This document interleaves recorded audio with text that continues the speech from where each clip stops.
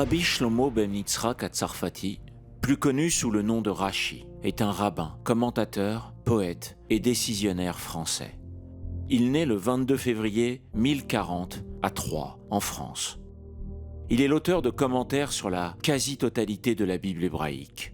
Devenus des outils indispensables, ces commentaires sont répandus dans l'ensemble du monde juif. Le père de Rashi est désigné dans son manuscrit par le nom de Saint Rabbi Isaac. Cela pourrait signifier qu'il est mort en martyr en refusant d'abjurer sa foi. Rashi le cite une seule fois dans son commentaire du Talmud. Si les noms de sa mère et de sa femme sont inconnus, on connaît en revanche les noms de ses 3 filles. Il leur enseigne son savoir, ce qui dénote d'une ouverture d'esprit exceptionnelle au Moyen-Âge. Il les marie avec ses meilleurs élèves qui reprennent le flambeau de la transmission et du commentaire. Enfant, Rashi se distingue par sa mémoire prodigieuse et passe pour un maître accompli à 18 ans. À 20 ans, il part étudier dans les écoles talmudiques rhénanes. D'abord 6 ans à Mayence, puis à la Yeshiva de Worms. Ces années passées en Allemagne permettent à Rashi d'étudier dans les plus importants centres talmudiques d'Europe et avec les plus grands maîtres. À 30 ans, il revient à Troyes et commence son activité littéraire et publique. Il fonde une école talmudique qui attire rapidement des élèves de toute l'Europe. Malgré sa renommée, il refuse de tirer profit de sa charge de rabbin et gagne sa vie comme vigneron. La tradition veut que Rashi ait eu l'idée de son commentaire en entendant dans une synagogue un père se tromper en donnant à son fils l'explication d'un verset. Rashi commente ainsi le Tanakh, compagnon indispensable de toute étude biblique chez les Juifs orthodoxes, le Talmud, et il écrit environ 300 réponses ou décisions halachiques. Il ne souhaite ni se lancer dans des discussions savantes, ni débattre de questions philosophiques ou théologiques ardues, mais seulement permettre de comprendre les textes écrits dans une langue antique. Un siècle avant Maïmonide, sa renommée est au moins aussi grande. Maïmonide s'exprime plutôt pour l'élite, alors que Rashi reste simple et modeste. Rashi est l'un des premiers auteurs à utiliser la langue française telle qu'elle s'entendait en Champagne au XIe siècle, alors que la plupart des auteurs français qui lui sont contemporains utilisaient le latin. Son commentaire, édité en marge du texte, est typographié à partir d'une semi-cursive italienne qui ne tardera pas à être connue sous le nom d'écriture Rashi. La fin de sa vie est marquée par des croisades et les massacres des communautés juives. Rashi est protégé par le comte de Champagne, mais pas un jour ne se passe sans qu'il entende une mauvaise nouvelle émanant des communautés rhénanes. Rashi meurt le 13 juillet 1105 à l'âge de 65 ans, à Troyes, où il est inhumé. Au fil du temps, l'emplacement approximatif du cimetière dans lequel il a été enterré a été oublié. Une ancienne carte représentant l'emplacement du cimetière, qui se trouvait sous une place ouverte dans la ville de Troyes, a été découverte. Un monument comportant les 3 lettres hébraïques, Raf, Shin, Yud, y a été placé. Sur la base en granit du monument, on peut lire Rabbi Shlomo Yitzhaki, commentateur et guide. Mes chers amis, bonjour à tous. Merci de nous retrouver aussi nombreux pour cette journée exceptionnelle, Yom Rashi, la journée du judaïsme français. Pour cette table ronde, j'ai le plaisir d'être entouré par des amis, des esprits raffinés du judaïsme. Paul-Henriette Lévy, à ma gauche, directrice générale de la Fondation du judaïsme français.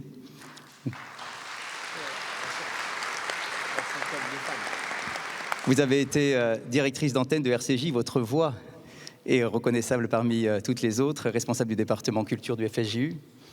Merci d'être là. À ma droite, Isabelle Cohen, docteur en histoire des religions, chargée de mission culture juive de la Fondation de la mémoire de la Shoah. Merci également Ariel Toledano, médecin vasculaire, enseigne l'histoire de la médecine à Paris Descartes. Et vous êtes auteur de plus d'une vingtaine d'ouvrages. Et bien évidemment, Aharon Chaviv, le grand rabbin de France, Chaim Corsia, membre de l'Académie. Alors, mon rôle va être peut-être le plus délicat, parce que le thème est absolument passionnant. Rachi, jusqu'à nos jours, le génie du judaïsme. Nous allons essayer tout d'abord de présenter le thème, chacun avec votre propre spécificité, particularité, votre propre vision, pour ensuite pouvoir échanger les uns avec les autres. Mais avant, je voudrais simplement citer un enseignement qui me semble essentiel du Maharal de Prague, qui nous enseigne et qui affirme d'une voix très forte et puissante que même si le peuple d'Israël a été ce peuple qui a reçu la Torah, cela ne signifie pas qu'il doit vivre sa Torah en étant fermé sur lui-même. Chaque nation porte en elle un génie. Et il faut nécessairement que tous les génies s'associent les uns avec les autres pour amener ce que l'on appelle le tikkun olam, la réparation du monde. Et qu'on ne peut pas imaginer que lorsque l'on parle du génie du judaïsme, cela vient montrer une unicité de ce thème-là, mais qu'au contraire, nous devons comprendre que oui, il y a une spécificité, mais que cela n'exclut pas le fait que chaque nation ait sa propre spécificité et que chacun amène sa vision du monde et son apport de son génie avec un G majuscule. Alors, Monsieur le grand rabbin de France, il vous revient d'ouvrir notre débat, notre table ronde, et nous dire, d'après vous, quel est le génie du judaïsme? Qu'est-ce que le judaïsme a apporté depuis Abraham, depuis la nuit des temps? Voilà, c'est formidable. Cette introduction, vraiment, chers amis, c'est une façon peut-être de recadrer les choses. Il y a un génie du judaïsme, mais il y a autant de judaïsme que de société. Et puisque nous sommes réunis aujourd'hui autour de la personnalité éminente de Rachi, qui était profondément juif, ce qui en général est plutôt conseillé quand on est rabbin, et puis profondément français, je vais pouvoir plutôt aller sur l'idée de ce qu'est le judaïsme dans la vision typiquement française. Or, il se trouve, et c'est ça la magie de Rachi, c'est que puisque Rachi a fait le commentaire de la Bible et du Talmud pour l'ensemble du judaïsme du monde, il a donc instillé une part de génie français dans la façon que le monde entier a de comprendre la Bible et le Talmud. Quelle est la spécificité du judaïsme? C'est de mon point de vue le questionnement. Peut-être parce que le mot Adam en hébreu, a la valeur numérique de ma, qui veut dire quoi? Le judaïsme ne se satisfait jamais d'une réponse toute faite.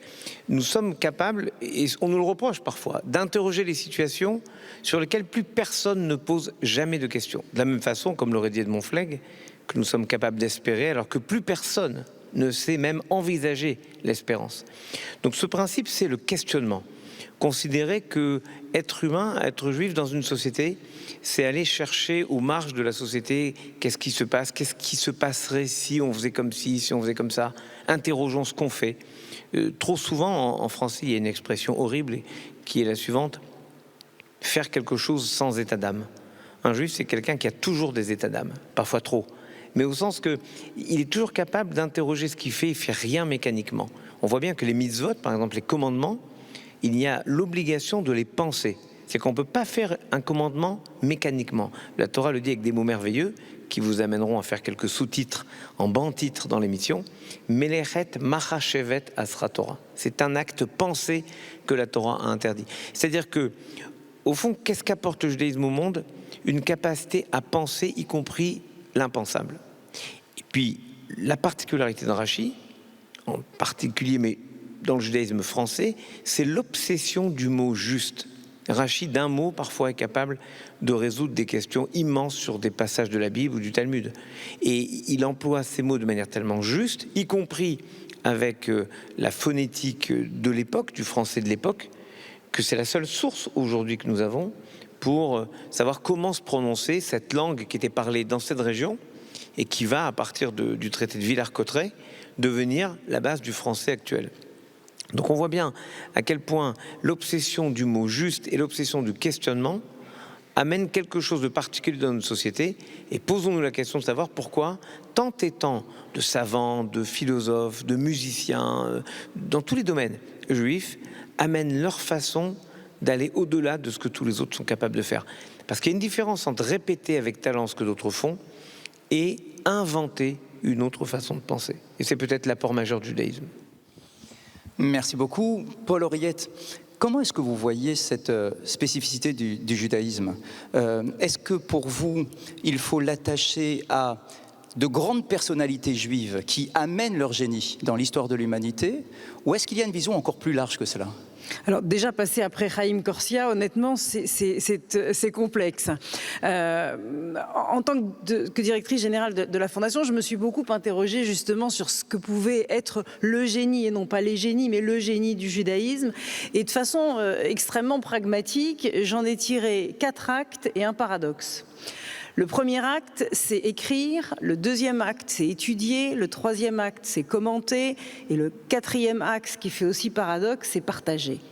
Écrire, l'idée géniale de se dire on va écrire les débuts de l'humanité, on va l'écrire, Bereshit, le commencement. Parce que quand on écrit quelque chose, eh bien on pose le décor. Donc le décor est posé. Ensuite, il y a l'étude. Et là, on ne va pas demander, comme le disait Chaim, de répéter l'histoire, mais on va demander de la répéter, de la comprendre, de l'étudier à l'aune de qui on est. Ce qui fait qu'effectivement, cette étude est en mouvement permanent. Ensuite, il y a le commentaire. Alors là, le commentaire aussi, c'est quelque chose d'absolument, me semble-t-il, en tout cas incroyable et très novateur, parce que dans ce commentaire, on va faire des propositions qui, là encore, vont s'adapter à l'époque et vont poser finalement toute cette histoire dans un infini intemporel. Et ensuite, il y a le partage et le paradoxe. Le partage, c'est que dans l'écriture, il y a des histoires, mais il y a des propositions. Il y a des lois, il y a des codes, il y a des interdits, il y a un certain nombre de propositions qui sont faites au monde. Ce qui rend tout cela universel, et en même temps, et c'est là le paradoxe, c'est un partage qui n'est pas prosélyte, c'est-à-dire que je partage ce que j'ai avec toi, mais je le fais dans une exigence de singularité et dans une exigence de différenciation avec toi. Et pour moi, le génie du judaïsme, c'est un peu tout ça. Et si on parle de Rashi aujourd'hui, eh bien, c'est la féministe qui va parler et qui va dire mais il avait tout compris. Il a tout compris bien avant tout le monde et il a dépassé toutes les époques. Parce que s'il y a bien un homme qui a été pour le féminisme une sorte d'exemple et de modèle, c'est bien Rashi avec ses filles qui leur a permis d'avoir accès à l'étude, qui leur a permis de pouvoir étudier. Et aujourd'hui, ça nous paraîtrait aberrant de se dire ah non mais c'est des filles, elles n'ont pas le droit, etc. Donc je crois qu'il y a tout ça, c'est-à-dire écrire, étudier, commenter, partager à l'aune de l'époque où on le fait. Alors, puisqu'on est en train de parler de Rashi, directement, de sa particularité, de sa vision si particulière, Ariel, vous avez écrit justement sur Rashi. On présente généralement Rashi comme un vigneron, chose qui n'est absolument pas si certaine que cela, mais dans vos écrits, vous avez justement mis en exergue une autre facette de Rashi, le Rashi médecin. Est-ce que c'est simplement une vision générale qu'il a de la médecine ou est-ce qu'il a vraiment une spécificité? Est-ce qu'il a trouvé un génie à travers son lien avec la médecine? Je voudrais juste dire qu'en entendant le rabbin Chaim Corsia et Paul-Henriette Lévy, à propos de la pensée et de cette réflexion sur le lien entre le particularisme et l'universel, ça m'a fait penser à un commentaire de Rashi, de l'Exode, chapitre 26, verset 1, pour ceux qui voudront aller voir après, dans lequel Rashi va donner un commentaire sur ce qu'il appelle les tentures du tabernacle, c'est-à-dire ce temple portatif dans le désert, et comment étaient confectionnées ces tentures. Et le texte de la Torah parle d'un terme précis, d'une expression qui s'appelle « Maaseh Choshev ». Et vous voyez, il y a en tout cas une notion qui a été abordée par également quelqu'un qui a traduit un autre grand génie du judaïsme qui est Maïmonide. Salomon Munk évoque dans son Guide des égarés et dans l'introduction du Guide des égarés une notion qui s'appelle l'amphibologie. C'est-à-dire qu'en hébreu, chaque mot a au moins un double sens. Et à propos de Choshev, justement, c'est la pensée, comme vous l'avez dit, le grand Chaim Corsia, mais c'est aussi un travail artisanal. Et Rachi va nous donner quelque chose de très intéressant. Il va nous dire que ce travail artisanal tel qu'il était pratiqué pour les tentures du tabernacle était réalisé à travers une façon de broder qui permettait d'avoir d'un côté des représentations d'un aigle et de l'autre côté des représentations d'un lion. Et cela évoque quoi? C'est très intéressant parce qu'on a toute la pensée de Rachi qu'il développe non seulement dans ce commentaire de l'Exode, mais qu'il développe également dans son commentaire du Talmud 72b du traité Yoma. Et il dit quoi? Il dit en fait c'est une réflexion sur ce que c'est la pensée dans le judaïsme. La pensée ne s'envisage, et c'est ça ce qui est intéressant, à travers un métissage, à travers à l'aune de la culture entre ce que j'appellerais l'universel, le singulier, le particularisme. Et c'est ça ce qui est intéressant, parce que Rachi, son génie, c'est quoi? Et c'est pour ça, vous avez raison, Rachi, c'est en même temps le génie de la France et le génie du judaïsme, parce qu'il a su évidemment rajouter 5700 mots de la langue française. Et d'ailleurs, il a dit même que dans son commentaire de l'Exode, que c'est... Alors, je ne sais pas s'il y a un spécialiste de la broderie médiévale dans la salle de cette région de l'Aube, mais en tout cas, il dit qu'il y avait un mot en français qui s'appelle fez. Ce sont des ceintures de l'époque où il était brodé comme ça, deux types de visages de chaque côté de la ceinture. Les fez, je ne connais pas, donc je ne sais pas si ça existe, mais c'est le mot de Rachi en français dans le commentaire de l'Exode. Alors, simplement pour dire, le génie, c'est Rachi, c'est d'établir des ponts. Alors j'avais envie de raconter ça parce que pour moi c'est très important, des ponts entre les cultures, des ponts avec le monde qui l'entoure à travers la langue française, et c'est pour moi l'expression quand on parle du génie, de quelqu'un qui a atteint ce qu'on appelle en hébreu bina, c'est-à-dire l'intelligence qui vient de la racine du mot ben, qui s'est créé cette fois-ci avec un yud, ben yud nun, qui veut dire entre, savoir établir des ponts, c'est ça le symbole de l'intelligence dans la tradition juive. Alors, pour répondre très rapidement à votre question sur la médecine, j'ai écrit il y a une dizaine d'années, il y a une quinzaine d'années d'ailleurs, un livre qui s'appelle « La médecine du Talmud ». J'ai passé plusieurs années à essayer de classer toutes les informations médicales qu'il y a, en tout cas une bonne partie des informations médicales qu'il y a dans le Talmud. Et en fait, pendant ce travail qui m'a pris de longues années, j'avais été extrêmement étonné par la capacité de Rachi d'aborder la médecine. Il a des connaissances sur le plan de l'anatomie, sur le plan de la physiologie, sur le plan... Et ce n'est pas que livresque, parce qu'on est face à quelqu'un qui est un véritable clinicien. Et à ce moment-là, j'ai passé mon temps à chercher, est-ce que Rachi était médecin, est-ce qu'il avait pratiqué la médecine? Et je suis tombé sur quelque chose d'étonnant, c'est une différence entre la perception de Rachi chez les Juifs, dans la communauté juive, qui est avant tout le commentateur de la Bible et du Talmud, et Rachi dans le monde et les légendes non juives, les légendes de l'Aube, où Rachi est perçu comme un soignant, comme quelqu'un qui est capable de guérir. Donc vous voyez, il y avait ces deux perceptions. Donc ça m'a interpellé cette vision de Rachi soignant, et je me suis dit, bon, il faut en savoir beaucoup sur Rachi, et comment, il faut être objectif. Rachi reste un mystère, c'est vraiment le personnage qu'on a du mal à cerner, même si on est à 3. Et on peut dire que la seule manière que l'on peut avoir des informations sur Rachi, il faut les prendre dans son commentaire. Merci. Alors, Isabelle, est-ce que l'on peut parler d'un génie à la française du judaïsme ? Puisque voilà, on est en train de resserrer l'étau, de se concentrer véritablement sur le personnage, la personnalité de Rachi, son approche particulière. Est-ce qu'il y a une rencontre entre la culture française et la culture hébraïque ? Merci beaucoup pour votre question. Cette idée d'un dialogue particulier entre l'âme juive et l'âme française, on la rencontre tout le temps quand on étudie nos textes. Pour moi, le judaïsme à la française, son génie, c'est qu'il consiste en un double mariage réussi. Le mariage d'un côté du cartésianisme et de l'autre côté, autre mariage, entre l'âme ashkénaze et l'âme séfarade. C'est-à-dire que d'un côté, on a cette aptitude à conceptualiser, à classer, à mettre de l'ordre, à synthétiser aussi. Et puis, d'un autre côté, l'union de l'âme ashkénaze et de l'âme séfarade, c'est la métaphysique juive. Alors, la métaphysique, on pourrait dire. Donc, on a le cartésianisme et la métaphysique. À d'autres endroits, ce mariage marche quand même, mais en France, moi, il m'a semblé qu'il avait été particulièrement favorisé par le creuset républicain. Et en plus, Tseref, qui est la racine de Tzarfat, ça veut dire précisément le creuset. Tzarfat, ça veut dire la France, et Tseref, c'est le creuset. Et puis, je me suis aperçue, en étudiant beaucoup nos commentateurs, que ça datait au moins du Moyen-Âge, avec un judaïsme du Nord, un judaïsme d'Oil, avec les Tosafistes, donc les descendants de Rachi, spirituellement, et puis Hoc, c'est-à-dire plutôt la Provence et les kabbalistes.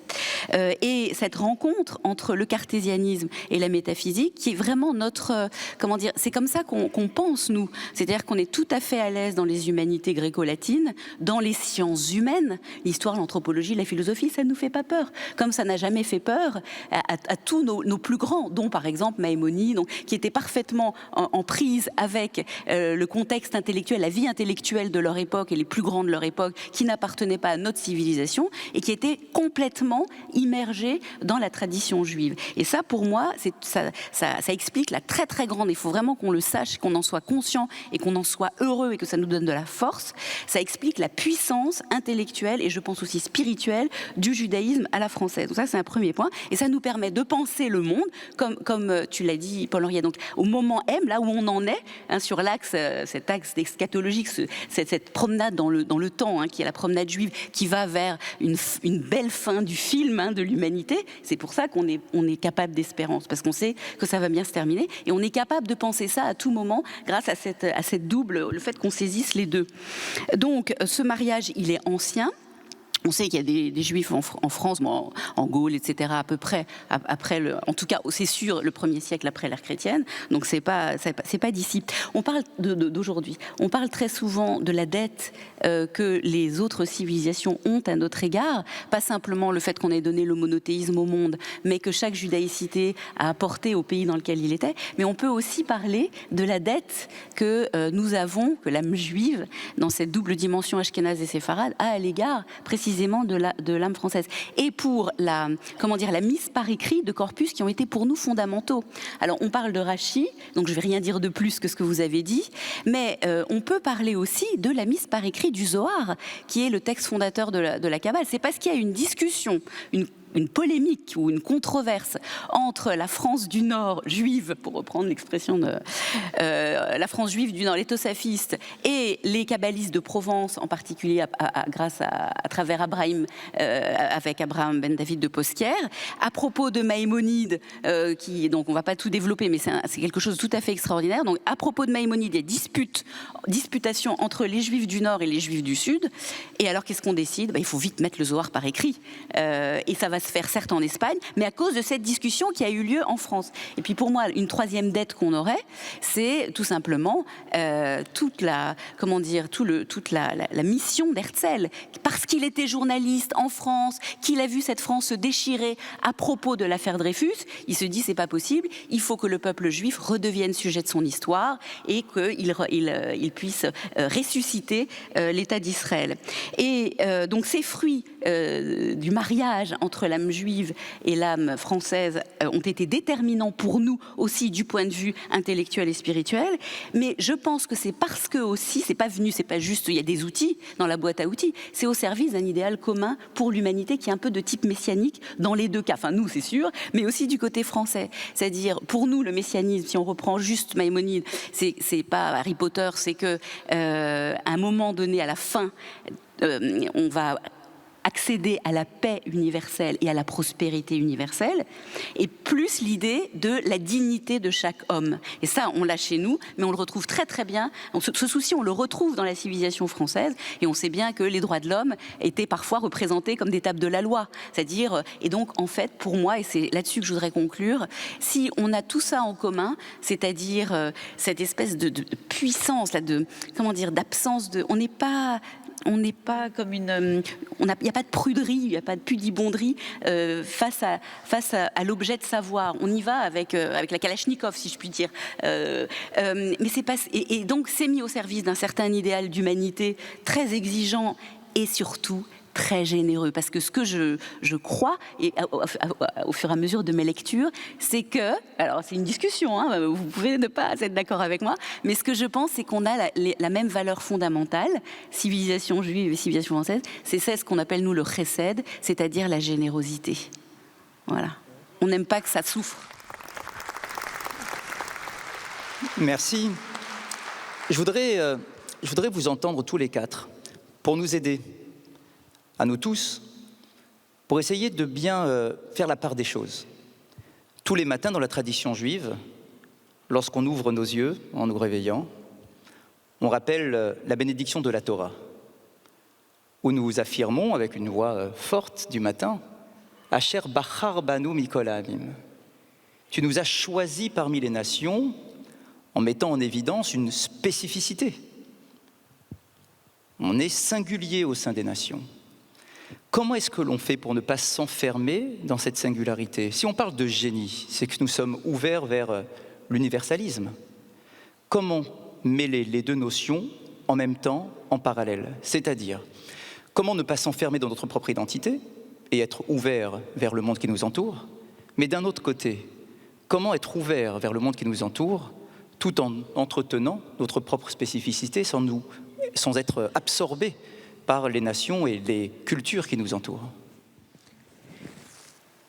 Pour moi, c'est simple. J'allais presque dire c'est mécanique et c'est une évidence. L'une des vocations du judaïsme, c'est d'être ce qu'on appelle en hébreu Or Lagoïm, une lumière pour les nations. Porter le message qui est le nôtre, mais le porter aux yeux du monde. Donc, juste pour donner de la lumière, c'est-à-dire pour partager ce que vous portez, vous devez vivre dans le même ensemble. Pourquoi c'est important? Et pourquoi on ne peut pas envisager le judaïsme comme un enfermement? Tout simplement parce que notre obsession, et c'était formidable ce que vous avez dit tous, c'est qu'une fois qu'on a porté tout ça, notre obsession, c'est de le transmettre. C'est Elie Wiesel qui disait cela. Vivre une expérience, ne pas la transmettre, c'est la trahir. Donc le principe, c'est la transmission. Et c'est là qu'on arrive à une sorte d'injonction paradoxale dont tu parlais, parce que pour transmettre une expérience, ou transmettre un enseignement, il faut le transmettre de la même façon. Mais en même temps, on doit être mechadesh, on doit renouveler, inventer. Comment on peut inventer et transmettre en même temps? Eh bien, c'est le génie du judaïsme. Et donc, à penser pour l'ensemble de la société, pas juste nous. Parce que c'est une grande règle. Si on cherche du bien que pour soi, alors on est toujours confronté à la misère des autres. Or, chaque fois, c'était encore Flegg, ce poème de Flegg merveilleux, chaque fois qu'il y a de la misère dans le monde, tu souffres avec ceux qui souffrent. Et donc on ne peut pas imaginer penser le bien pour une communauté ou un groupe humain sans le vouloir, le penser pour l'ensemble de la communauté nationale, mondiale, en fait pour tous les humains, parce que c'est la seule façon d'envisager le monde. Vous m'avez transmis la dernière fois, lorsque nous discutions au téléphone pour préparer notre échange, que votre papa vous disait... Tu n'es pas non-croyant. Oui, il disait tu as un manque de connaissances. Exactement. Il disait tu n'es pas athée, tu es ignorant. Exactement. Et ça, c'est une façon effectivement de pouvoir s'inscrire dans un futur qui montre son chemin. La question que vous posez, Didier, c'était mon acte 4, partage et paradoxe. Je pense à quelque chose. J'ai lu un article d'un scientifique qui disait le drame de la science aujourd'hui, enfin un des drames de la science aujourd'hui, ça peut être que tout le monde parle en anglais parce que c'est plus facile pour se comprendre, donc tous les scientifiques parlent la même langue, ça facilite les échanges, et en même temps, le fait de parler des langues différentes nous permet d'imaginer les choses différemment, c'est-à-dire qu'on n'a pas la même structure de pensée, et que donc l'imagination est différente. Donc on gagne, mais on perd beaucoup. Je crois que le judaïsme n'a pas pour objectif que tout le monde pense de la même façon. C'est pour ça qu'il n'est pas prosélyte. Je crois qu'il donne des exemples, il montre un certain nombre de choses, il fait des propositions, et ensuite il est très jaloux de sa spécificité et tient à ce que les autres demeurent qui ils sont, pour pouvoir justement, et ça rejoint, me semble-t-il, ce que disait le grand rabbin, continuer d'inventer, que lui puisse continuer d'inventer dans sa logique et que les autres aussi puissent devenir des apports pour inventer. Et parce que toutes ces imaginations vont se retrouver, parce que toutes ces différences vont se réunir, alors là, quelque chose peut effectivement arriver. Cette idée me parle beaucoup personnellement. Ça me fait toujours penser à ce commentaire de la Torah au moment du recensement du peuple d'Israël, où on nous dit que Moshe a été à la rencontre de tous les membres du peuple d'Israël. Il ne s'est pas contenté d'avoir le numéro, le chiffre de membres dans telle ou telle famille. Il a voulu créer un contact avec chacun. Pourquoi ? Parce que lorsque l'on parle de recensement, il y a le danger effectivement de manque, ou plutôt d'uniformité qui est dangereuse et qui enferme. Et là, du coup, on va diversifier, on va ouvrir tous les champs des possibles en montrant que chacun doit amener sa part de génie à l'ensemble de la société. Isabelle ? Moi, je suis vraiment tout à fait en phase avec ce que vous dites. Si on rappelle que le peuple juif est au service de l'humanité. En fait, il est là pour aider l'humanité à faire ce tikkun olam, c'est-à-dire cette réparation du monde. Et le but, justement, donc après la fin des temps messianiques, etc., c'est cet idéal de fraternité qui doit être réalisé. Quand on parle de paix universelle et de prospérité universelle, en fait, on parle de rien d'autre que de fraternité. Donc, qui dit fraternité dit éloge de la différenciation, même plus que la différence, c'est-à-dire cet effort constant de ne pas fusionner avec l'autre ou de ne pas le ramener à nous-mêmes, et d'une manière très très concrète, ce que raconte le chassidisme, c'est-à-dire cette vulgarisation de la Kabbale, c'est que pour arriver à ça, un des moyens que le peuple juif serviteur de l'humanité a à sa disposition, c'est de mettre à l'abri les étincelles de chaque peuple, c'est-à-dire du génie de chacun des peuples. Et du coup, grâce à votre question, je comprends mieux ce que je vous ai dit tout à l'heure, c'est-à-dire que là, finalement, c'est ça qu'on vit. Si un des génies de la civilisation française, c'est ce cartésianisme et aussi cette affirmation de la dignité de l'homme, on voit que ça, nous, on l'a vraiment chéri. Ça nous a permis de métaboliser encore mieux notre propre idéal d'humanité, et que finalement, nous, les héritiers de ce magnifique judaïsme à la française, qui ressuscite de manière magistrale avec l'école d'Orsay, nos grands maîtres, Lévinas Manitou, Gordin, Eliette Amado, Lévi Valenzy, André Neher, et nous, aujourd'hui encore, c'est exactement ça qu'on illustre. Permettez-moi une question délicate. Il nous faut également poser cette question, à mon avis, pour que tout soit bien clair. Et aussi pour vous entendre, réagir, interagir les uns avec les autres. Vous parlez de rencontres, vous parlez de mission du peuple d'Israël, d'aller à la rencontre et de transmettre les lumières du judaïsme.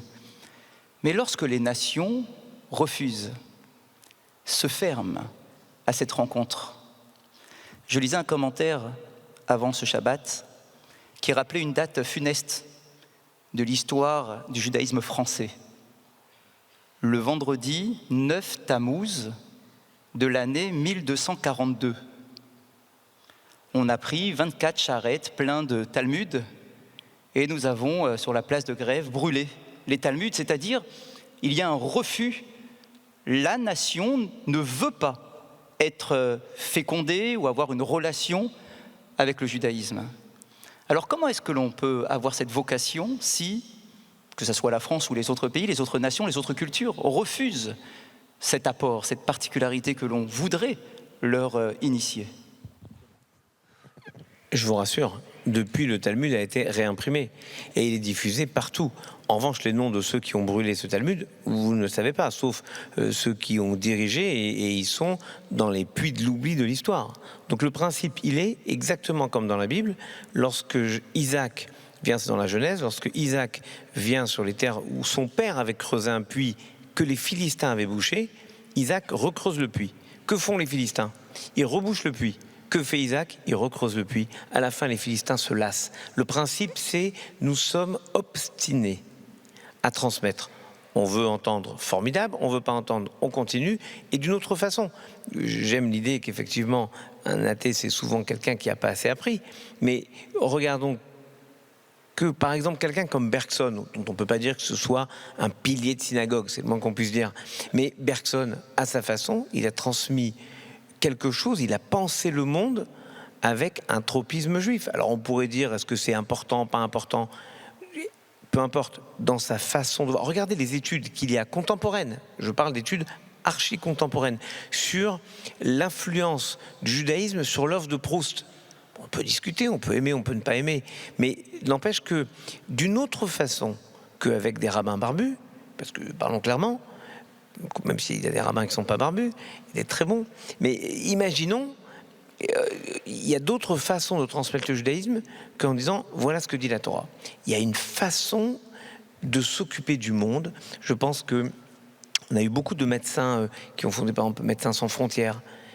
Est-ce que c'est très juif ou pas? Je ne sais pas, n'empêche qu'ils étaient là. Regardons le nombre de juifs qu'il y avait autour de Martin Luther King pour défendre les droits civiques des Noirs aux États-Unis. Est-ce que c'était parce qu'ils étaient juifs ou pas? Je ne sais pas, ils étaient là. Regardons que chaque fois qu'il y a une inquiétude pour l'autre, elle peut se manifester avec un étendard religieux et elle peut se manifester avec un étendard humaniste. L'un et l'autre vont très bien parce qu'ils se rencontrent dans ce verset « Tu aimeras ton prochain comme toi-même ». Et on parle que de l'altérité, la fraternité. Paul Henriette, que pensez-vous de la réaction que nous devons avoir face éventuellement à un refus effectivement des nations? D'abord, pour revenir sur ce que disait Chaim à propos de Bergson, il a travaillé sur le temps beaucoup, alors que Proust a travaillé, me semble-t-il, lui aussi sur la recherche d'un certain temps perdu. Et on sait que la temporalité et le temps dans le judaïsme tiennent une place qui est une place... C'est le livre incroyable de Heschel, Les bâtisseurs du temps. Mais voilà. Moi, je préfère le passage, enfin, quand Bergson travaille sur le rire, ça me correspond mieux, tu vois. Ceci étant, son travail sur le temps est un travail absolument incroyable. Alors moi, je vais répondre de façon absolument pas savante, parce qu'il me vient une réplique vue dans une série Netflix, je crois, ou dans un téléfilm, je sais plus, où à un moment donné, il y a un gamin qui parle à un Suisse et qui lui dit « Vous, les Suisses, vous avez les montres et nous, on a le temps ». Eh ben, c'est la réponse que je vais vous donner, c'est-à-dire que nous avons le temps et ça rejoint évidemment l'obstination, la mission intrinsèque de transmission, de donner, de faire, d'apprendre, tout ça est la même histoire. Donc de façon extrêmement brève, voilà, je ne peux dire que ça. Vous avez les montres et nous avons le temps. Et Isabelle?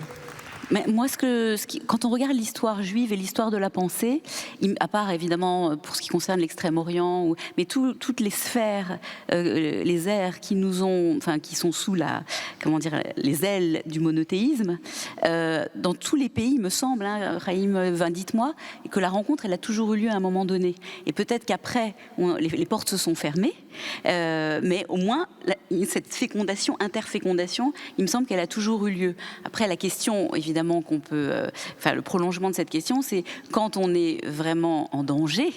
Si c'est notre pensée qui est en danger, notre pensée, elle ne sera jamais en danger. C'est le judaïsme, il est éternel, et Israël est éternel, on n'a aucun souci à se faire, et la terre d'Israël, elle est éternelle. Mais si par contre le peuple juif est en danger, et non pas sa pensée, il a évidemment le devoir de se défendre, et puis c'est tout. Et puis ça veut dire que sa mission, elle est ailleurs. Il a fait le job là, et puis qu'il le continue ailleurs.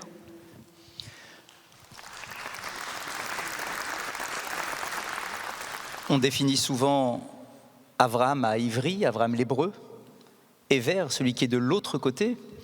Et c'est vrai que souvent nous disons, voilà, c'est celui qui ne veut pas être associé aux autres, c'est celui qui reste de l'autre côté du fleuve et qui regarde de loin. Mais est-ce que l'on ne pourrait pas finalement réinterpréter cette façon d'interpréter le texte, de lire le texte, en nous disant que c'est celui qui effectivement regarde pour mieux analyser, pour prendre du recul, et pour ensuite retourner auprès de ses frères et essayer d'élever l'ensemble de la communauté humaine? De mon point de vue, c'est évidemment ça. Il n'y a pas grand-chose à ajouter à cela. Oui, Abraham ne reste pas sur son Aventin, jamais. Au contraire, il passe le fleuve, c'est-à-dire qu'il va vers les autres. Il va en Égypte quand il y a la famine, il s'occupe de Lot, il va se bagarrer pour Lot. Il pourrait dire, moi, Lot, il a voulu aller à Sodome, il a voulu aller où il veut, il fait comme il veut. Non, il va s'engager dans le combat pour défendre Lot comme on défendrait n'importe qui se ferait attaquer, comme on a pris part à tout ce qui a pu se faire pour dire que nous soutenions l'Ukraine qui se fait attaquer, parce que être comme Abraham, être un enfant d'Abraham, c'est se sentir concerné par toutes les souffrances dans le monde. C'est le propre d'Abraham, qui était Baal Chesed, l'homme du Chesed. Donc c'est même dangereux de présenter Abraham comme celui qui refuse de traverser. Il est au contraire celui qui traverse pour aller vers l'autre. Il est celui qui quitte tout. Il quitte sa maison, son pays, la maison de son père, ses traditions, son confort, sa zone de sécurité. Tout il quitte pour aller vers les autres, vers son destin, en fait, vers une promesse. Emmerich Deutsch, qui est cher à nos cœurs, qui disait « Qu'est-ce que Dieu lui promet ?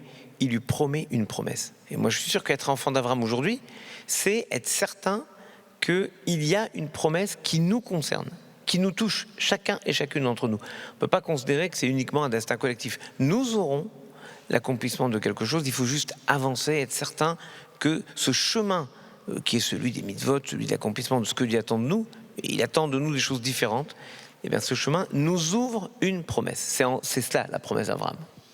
Vous avez parlé, et on a parlé d'Abraham. Il y a un commentaire qui m'a toujours beaucoup touché. Vous savez, après la fameuse guerre un peu difficile à interpréter, mais la guerre des rois, à la fin, le roi de Sodome va à la rencontre d'Abraham pour le remercier tout de même. Il lui dit « Qu'est-ce que tu veux que je t'offre ? Demande-moi ce que tu veux, je te l'offrirai. » Et Abraham de répondre « Je ne veux rien de toi, même pas un lacet de chaussures. Je ne veux rien pour pas que l'on puisse dire un jour que tu as enrichi Abraham. » Et nos maîtres nous disent qu'il y a là un reproche que l'on pourrait faire à Abraham. Il aurait dû demander quelque chose. Il aurait dû demander de rentrer au sein de la population. Pourquoi ? Parce que cette population qui était totalement dévoyée, eh bien, il aurait pu apporter son génie à cette société. Il aurait pu apporter quelque chose, pas pour les convertir, hein, comme vous disiez, Paul-Henriette, pas pour les convertir. Mais peut-être que toi, Abraham, si tu avais demandé au roi de Sodome, dis-moi, est-ce que je peux pénétrer au sein de ta société, au sein de ta civilisation ? Il aurait peut-être pu élever l'ensemble de la société et ne pas les abandonner à leur perversité. C'est peut-être ça, finalement, ce que l'on demande du génie du judaïsme.